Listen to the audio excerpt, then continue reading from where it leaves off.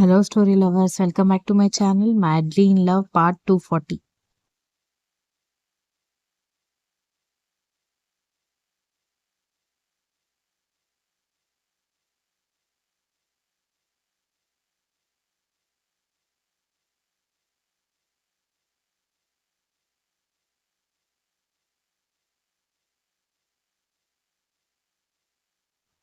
కర్ణ కోసం ఆ వ్యక్తి జ్యూస్ ఆఫర్ చేయడంతో దక్ష జ్ఞాపకం వచ్చింది.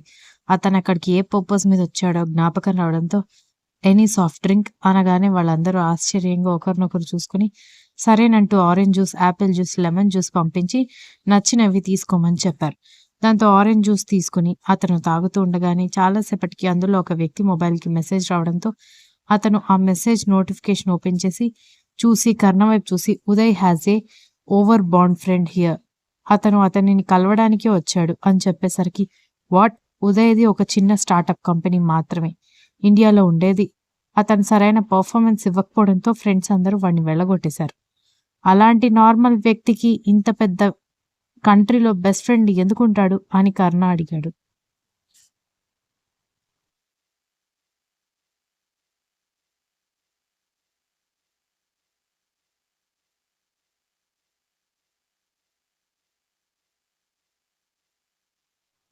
మేబీ కాలేజ్ ఫ్రెండ్ అయి ఉండొచ్చు, అతను ఇక్కడ సెటిల్ అయిపోయి ఉండొచ్చు అనగానే ఆ పాయింట్ కూడా కరెక్టే. కానీ తినడానికి ఉండడానికి సరైన అవకాశం లేని వ్యక్తి అంత కాస్ట్లీ టికెట్ పెట్టుకుని ఇంత దూరం వస్తాడని నేను అనుకోవడం లేదు. Something is there, find out soon అని చెప్పడంతో okay we will on that work అని చెప్పి రెస్ట్ తీసుకోమని చెప్పి వాళ్ళందరూ వెళ్ళిపోవడంతో కర్ణ వెంటనే దక్షకి ఫోన్ చేయడంతోనే దక్ష వెంటనే ఫోన్ రిసీవ్ చేసుకొని ఇక్కడి నుంచి ఫోన్ చేయడం అవ్వదు అని బావగారికి చెప్పారంట. ఎలా ఫోన్ చేశారు అనగానే నేను బిజీగా ఉంటాను కాబట్టి ఫోన్ చేయడం అవ్వదు అన్నాను. ఇప్పుడు ఫ్రీగానే ఉన్నాను కాబట్టి చేశాను. ఏం చేస్తున్నావు, ఇంకా ఏడుస్తూనే ఉన్నావా అనగానే దక్ష వలవలా ఏడుస్తూ ఉండిపోవడంతో ఇప్పుడు ఏమైందని ఏడుస్తున్నావు, నేనేమైనా పర్మనెంట్గా ఉండడానికి వచ్చేసానా అనగానే అలా మాట్లాడకండి, హైదరాబాద్ వెళ్తేనే తట్టుకోలేని దాన్ని, మీరు వేరే ఖండంలో ఉన్నారు, నా గురించి ఒకసారి కూడా ఆలోచించరా, ఐ హేట్ యు అని దక్ష చెప్పేసరికి అతను నవ్వుతూ I love you, I want you అని అన్నాడు.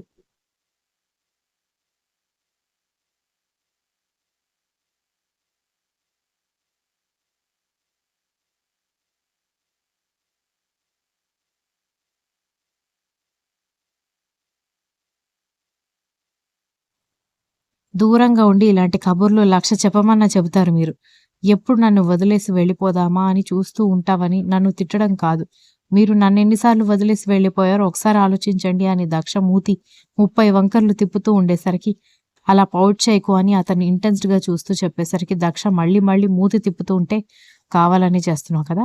నేను ఏది చేయొద్దు అంటే అదే చేస్తావు నువ్వు అనగానే మీరు కూడా అంతే కదా! నాకేది నచ్చదో, నేను దేనికి ఎక్కువగా బాధపడతానో, భయపడతానో అదే చేస్తారు మీరు కూడా అని దక్ష ఏడుస్తూ చెప్పింది.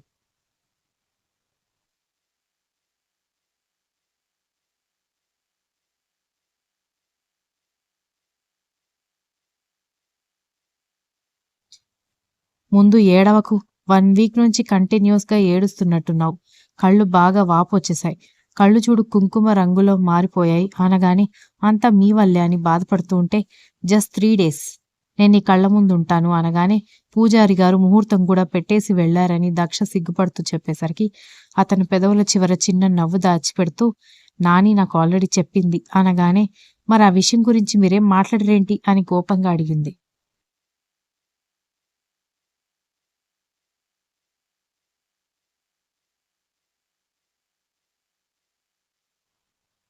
దూరంగా ఉన్నాను కాబట్టి ఆ విషయం గురించి మాట్లాడడం లేదు. దగ్గరగా ఉన్నప్పుడు మాట్లాడతానులే అనగానే దక్ష సిగ్గుపడుతూ ఉంటే అందరూ ఎలా ఉన్నారు అనగానే అందరూ బాగానే ఉన్నారు. పిల్లలు బాగా ఆడుకుంటున్నారు అనగానే విరాట్ గాడు బుడ్డిగాడు బాగుంటాడు కదా అనగానే వీక్ష కూతురు కూడా చాలా ముద్దుగా ఉంది అని దక్ష చెప్పేసరికి మన పెళ్లికి ముందంటే ఒక 1 ఇయర్ ముందు తనంటే నీకు అస్సలు నచ్చేది కాదు. ఈ మధ్య తనకి బాగా సపోర్ట్ చేస్తున్నావు అన్నాడు.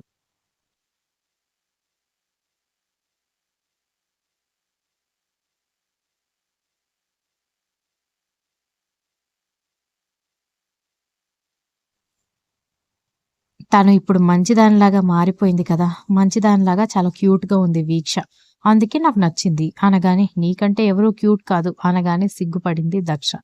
చాల్లే ఈ మధ్య మీకు పొగడ్తలు బాగా ఎక్కువయ్యాయి. మీరు తిరిగి నా దగ్గరకొచ్చిన తర్వాతే ఎంతైనా పొగడండి. అలా దూరంగా ఉండి పొగిడితే నేనేమి మీ మాయ మాటలకి పడిపోను అనగానే కర్ణ స్క్రీన్‌కి కొంచెం దగ్గరగా వచ్చి నువ్వు ఆల్రెడీ పడిపోయావు. కొత్తగా పడిపోవాల్సిందేమీ లేదు.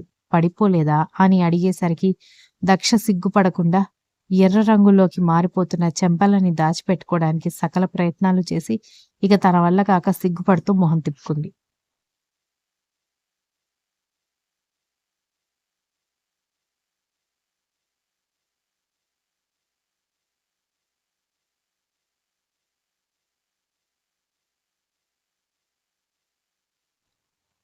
ఆమె మొహాన్ని చూస్తూ అతను గడ్డం కింద చేతిని పెట్టుకుని ఉండిపోవడంతో ఇంతలో ఎవరో వచ్చి అతని హోటల్ రూమ్ డోర్ కొట్టేసరికి డిస్టర్బ్ అయినట్టుగా డోర్ వైపు చిరాకుగా చూస్తూ ఎవరో వచ్చినట్టున్నారు. నేను మళ్ళీ నైట్ కాల్ చేస్తాను. మొన్నట్లాగా వేషాలు పడకుండా కాల్ చేయగానే లిఫ్ట్ చెయ్యి అని చెప్పడంతో సరే. ఎవరొచ్చారు? ఇంతకీ ఏ పని మీద అంత దూరం వెళ్లారు అని అడిగేసరికి అవన్నీ నీకెందుకే అన్నాడు సీరియస్గా. అయ్యో ఏదో మాట వరుసకు అడిగాను మహాన్ బావా. ఆ మాత్రం దానికి ఎందుకంత కోపంగా చూస్తారు అని మూతి ముడుచుకోవడంతో సరే bye love you see you soon అని చెప్పి కాల్ కట్ చేసి వెళ్ళి డోర్ ఓపెన్ చేశాడు కర్ణ.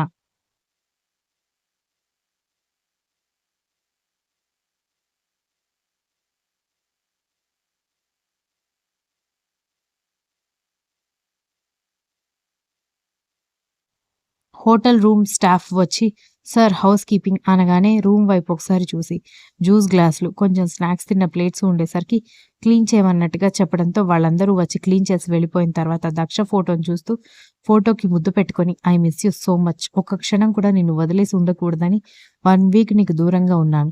ఈ 1 వీక్ నీకు దూరంగా ఉండడానికి కారణం కూడా లైఫ్ లాంగ్ నీకు దగ్గరగా ఉండడానికి, మన లైఫ్ ఎవరూ డిస్టర్బ్ చేయకుండా ఉండడానికి మాత్రమే.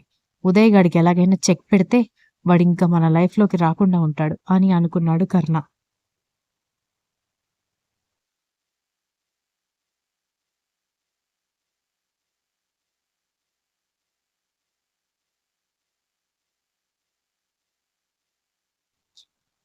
మర్నాడు ఉదయాన్నే కర్ణ పక్కన లేకపోయేసరికి నిద్ర పట్టక కాఫీ పెట్టుకుందామని దక్ష కిందకి రాగానే ఎవరో డోర్ కొడుతున్నట్టుగా అనిపించేసరికి వెళ్ళి డోర్ ఓపెన్ చేయగానే కావ్యని అడిగిన సంబంధం వాళ్ళు నిలబడి ఉండడంతో బాగున్నారా తాతగారు? ఎలా ఉన్నారు బాబాయ్ గారు? అని అడిగేసరికి బాగున్నానమ్మా అని చెప్పడంతో ఇంత ఉదయాన్నే వచ్చారేంటని వాళ్ళని లోపలికి తీసుకొచ్చి కాఫీ పెట్టడానికి వంటగదిలోకి వెళ్ళగానే ఏం లేదమ్మా ఎంగేజ్మెంట్‌కి ముహూర్తం అనుకున్నాం కదా! మా తరఫున అమ్మాయికి కొన్ని నగలు పెట్టాలి.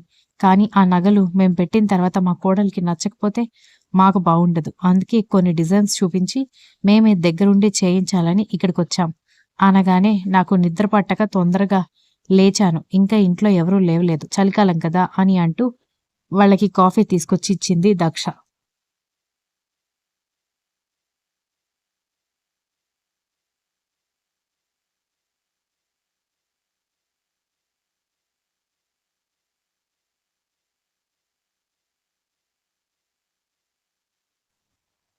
'వాళ్ళు నవ్వుతూ కాఫీ తాగుతూ దక్షతో మాట్లాడుతూ ఉండగానే నేను వెళ్లి బామ్మగారిని, తాతగారిని నిద్రలేపి తీసుకొస్తాను. మీరీలోపు కాఫీ తాగుతూ ఉండండి' అని చెప్పి వెళ్లి బామ్మగారి రూమ్ డోర్ కొట్టేసరికి 'ఎవర్రా అది' అనగానే బామ్మ 'నేను దక్షని' అనగానే 'భగవంతుడా! నీ మొగుడు లేడని నీకు నిద్ర పట్టకపోతే నన్ను నా మొగుడిని ఎందుకే నిద్రపోనివ్వడం లేదు' అని అడిగేసరికి 'అబ్బా బామ్మ నేనందుకు మిమ్మల్ని నిద్రలేపడం లేదు. కావ్యకి కాబోయే అత్తగారు వాళ్ళ కుటుంబం వచ్చింది' అని చెప్పింది.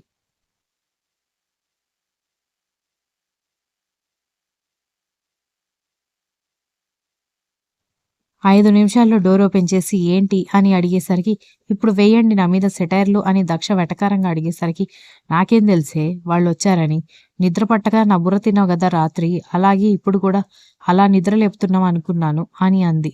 దక్ష మూతి తిప్పుకుంటూ ఉంటే 'ఉడుక్కోకే' అని అంటూ బయటకొచ్చి 'ఎలా ఉన్నారు' అని పలకరిస్తుంటే 'బాగానే ఉన్నామమ్మా. కావ్య ఇంకా నిద్ర లేవలేదా' అని కావ్య వాళ్ళ అత్తగారు అడిగేసరికి 'ఇంత ఉదయాన్నే దానికోసం వచ్చారా మీరు? ఏంటి విషయం?' అని అడిగింది బామ్మ. Continuous. If you like the story please like, share, comment and don't forget to subscribe.